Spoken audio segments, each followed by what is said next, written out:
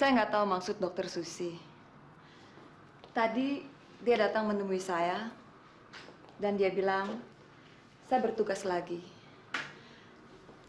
Saya bertugas lagi untuk mendampingi dokter. Dia tidak bilang apa sebabnya. Dokter Susi cuma bilang dia harus kembali ke Amerika bulan depan.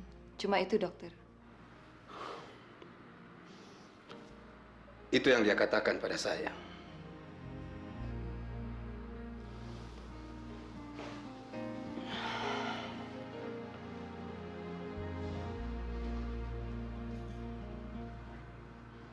Saya selalu tidak mengerti jalan pikiran wanita. Termasuk saya, dokter. Terutama Susi, Dokter Susi. Dia dulu begitu membenci kamu, memusuhi kamu, hanya karena kita dekat. Karena dia naksir dokter. Ya mungkin. Tapi kenyataannya sekarang, setelah saya mulai serius, bahkan saya mengajaknya untuk menikah, tiba-tiba dia menolak.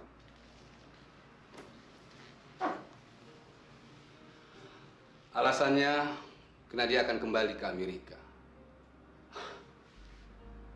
Tidak masuk akal. Saya sempat membicarakan masalah ini sama Dokter Susi. Apa komentarnya? Dia nggak bilang apa-apa, dokter. Cuma dia harus kembali ke Amerika. Terus terang, saya berpikir yang jelek tentang dia. Dokter Susi hanya merusak perasaan dokter dan orang lain yang tidak disukainya. Oke, lepas dari itu semua,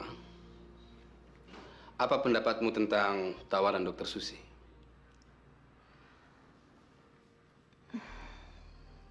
Tentang pekerjaan saya di sini?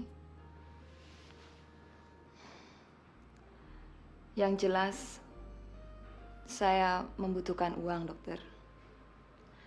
Dan saya tidak mungkin terus-menerus hidup karena bantuan orang lain, karena belas kasihan orang. Saya punya tanggungan Jerry, dan Gusti sudah tidak bisa diharapkan lagi. Saya harus realis. Saya tidak bisa berharap Gusti akan kembali pada saya.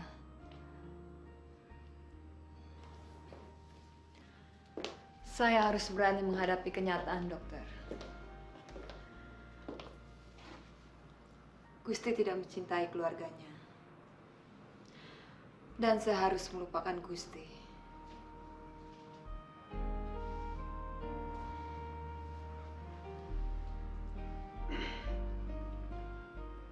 Posisi kita sama, suster. Dalam hal itu, kita tidak berbeda.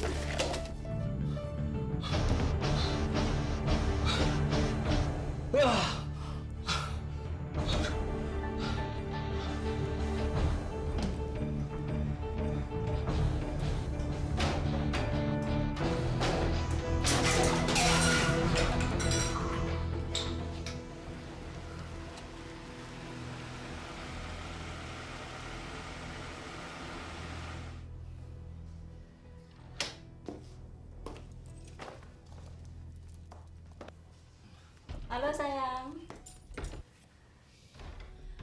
Gimana? Kamu gak nakal kan? Tinggal di rumah sendirian? Ini teleponnya kok. Telepon? Oh iya, sengaja saya matiin. Mulai hari ini teleponnya saya putus. Diputusin? Iya, putus, nggak nyambung. Soalnya kamu sudah sehat. Nanti kamu bisa telepon kemana-mana. Semua pintu juga saya kunci. Biar kamu nggak bisa main-main dengan perempuan lain. Nita. Kamu jangan bohongin saya. Saya tahu cara laki-laki. Kamu jangan coba-coba nipu saya. Bodohin saya. Kamu pikir saya nggak tahu ya? Semua laki-laki sama. Mereka bajingan. Tukang bohong. Beraninya cuma kalau di belakang. Kamu sama saja dengan mantan suami saya, Hadi. Dia nusuk saya dari belakang. Dia lari dengan perempuan lain. Kalian bajingan. Nggak bisa dipercaya. Pengkhianat. Nita. Diam kamu. Ini rumah saya. Kamu nggak berhak bicara di sini.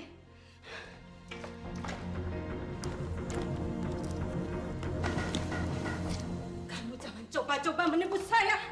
Kamu jangan coba-coba lari. Kayak suami saya. Lari dengan perempuan lain. Kalau mau lari sekarang. Ayo sekarang. Ayo kalau mau lari sekarang. Kalau mau telepon sekarang. Ayo cepat. Jangan nunggu saya kalau lagi nggak ada di rumah. Ayo cepat. Kubunuh kamu nanti. Hah? Kubunuh nanti leher kamu. Hah? Sabar. Nita. Sabar, Nita. Sabar. Saya kan ada di sini, Nit. Saya nggak lari, Nit. Dan saya nggak mungkin lari karena saya nggak punya kaki, Nit. Dan kamu lihat kan saya masih di sini?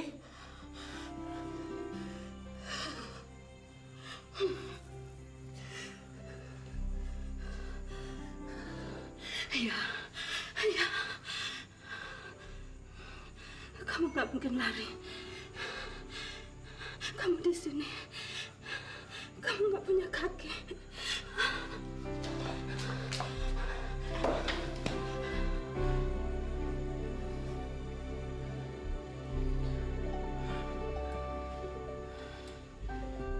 Nit, saya nggak mungkin lari, Nit. Saya masih di sini. Saya bukan kayak suami kamu yang bawa lari perempuan. Saya ini Gusti, Nit. Yang udah nggak punya kaki lagi.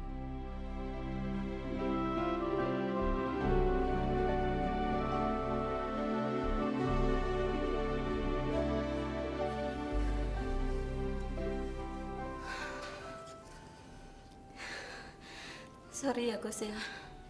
Gak apa-apa. Kamu mau saya masakin apa? Gak usah. Saya deket kamu aja saya udah seneng. Saya minum dulu ya.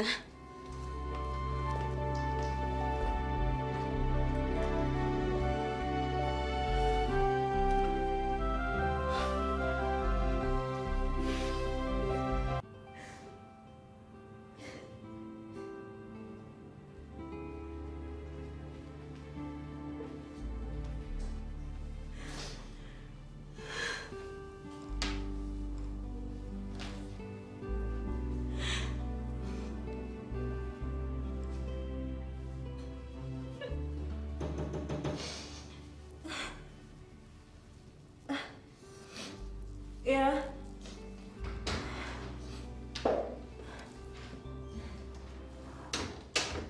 Sibuk? Enggak. Saya hanya ingin mengingatkan tentang pesta pernikahan Sonia nanti malam. Thanks, Rus. Tapi saya pikir lebih baik kamu ajak Henny. Dia lebih tepat. Susi, saya tidak tahu apa yang ada dalam pikiranmu. Tapi yang jelas, kamu tidak menghormati perasaan orang lain. Kamu salah, Rus.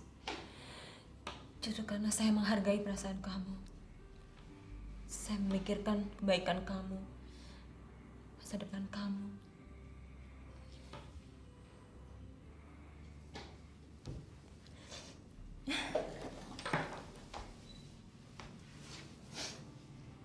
Henny lebih baik dari saya. Dia lebih cocok buat kamu, Rus. Ajaklah dia. Kawinlah dengan dia. Setelah dia resmi cerai dari suaminya. Kamu ini ngomong apa, sis?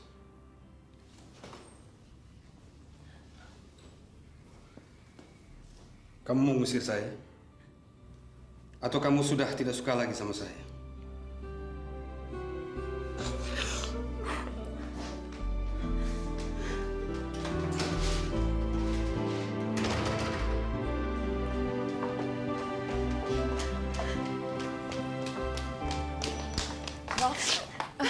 Dokter, kenapa? Nggak apa-apa kan? Suster, tolong jaga Dokter Usdi. Tolong, Suster. Dokter Usdi sangat baik.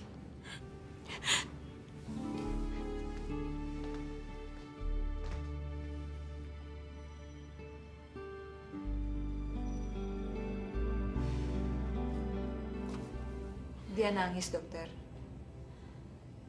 Dia ngomong, saya disuruh jagai dokter. Ada apa sebenarnya sih? Susi tidak ngomong apa-apa sama saya. Bahkan dia pergi ketika saya ajak bicara. Saya khawatir ada sesuatu yang disembunyikannya. Mungkin. Tapi apa maksudnya dia bilang ini semua demi kebaikan masa depan saya?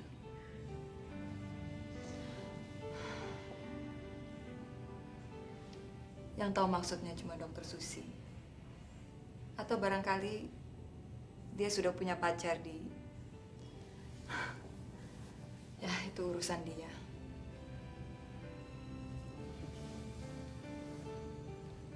Saya harus tahu.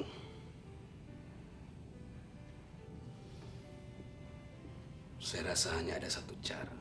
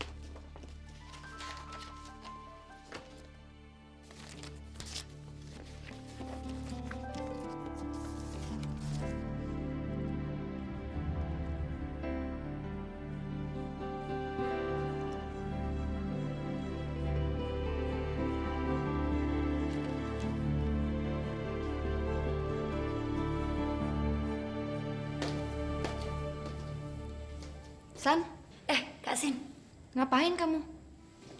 sini deh. Kak Sin, masa akhir-akhir ini badan Sandra kayaknya ada yang lain deh. Mungkin nggak ya Sandra hamil? Masa sih? Bener. Tapi mudah-mudahan aja deh, soalnya aku juga senang kalau kamu hamil. Iya. Sandra, benar kok. Hasil laporannya kamu ternyata positif hamil. Oh ya, Selamat ya Sandra. makasih ya dok. Aduh, aku senang sekali. Tapi San, kamu harus lebih banyak beristirahat. Kondisimu lemah dan saya masih mengkhawatirkan tentang kakimu. Jangan khawatir lah dok. Akhir-akhir ini Sandra sehat kok. Lihat kaki ini nggak ada keluhan sama sekali. Ya? Iya. Baik, kita akan lihat perkembangannya. Tapi yang pasti kamu harus sering cek. Oke? Oke. Dan ini dok dari kami. Ini buku karangan Rinto. Dalamnya ada 2, yang satu untuk dokter Susi. Waduh, terima kasih Sandra. Tapi sebaiknya yang untuk dokter Susi kamu saja yang menyerahkannya. Sebab saya dan dokter Susi, Ada apa dok? hubungan kami sedang buruk.